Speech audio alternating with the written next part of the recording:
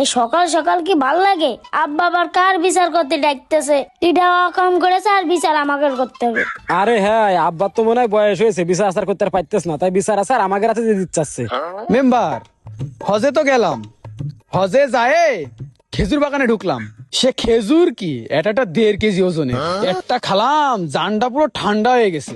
কি বলে খেজুর তুমি খাই যাও, তোমার জান ঠান্ডা হয়ে গেছে। কই আমাকে তো একচেমটি খাওয়াইলে না। চেয়ারম্যান সাহেব, আমি আপনার এই খেজুরের গল্প শুনতে আসিনি, আপনার যে বিচার করা লাগবে, সঠিক বিচার করবেন আজকে। এ ভাই দাঁড়া, বিচার আবার আমাকে নিয়ে না তো? ওই যে সেদিন মেম্বারে ছাগল খেয়ে বেলাইলাম। আরে না, সে তো রোজার মাসে আরো 15-20 দিন আগের কথা। সে কথা কি মেম্বারের মনে আছে? ভুলে গেছে? মনে হয় অন্য কিটা গ্রামের আকাম কাম করেছে, সেই বিচার করতে হবে। চল গেলেই দেখা যাবে না। চল, আল্লাহ জানে কাগের বিচার। এ কিটা কাম করেছে রে, কার বিচার করা লাগবে? হ্যাঁ আরে তুই ওঠ, চামচা চামচা আনতে যা। চামচাটা হলো আমার 2 চোখের বিষ। এই তোরা আইছিস তা একটু চুপচাপ আসবি নে?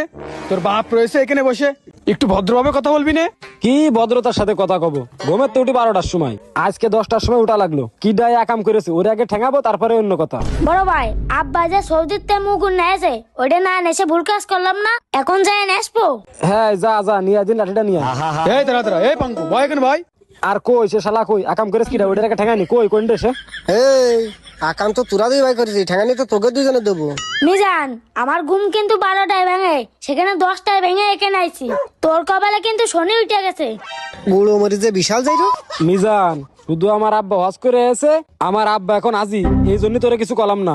নাই শালা চামচার ঘরে চামচা তোরে ফাড়াই ফেলতাম। আব্বা কিটা কি করে শিগগিরই কও। এই কিডা কি করেছে?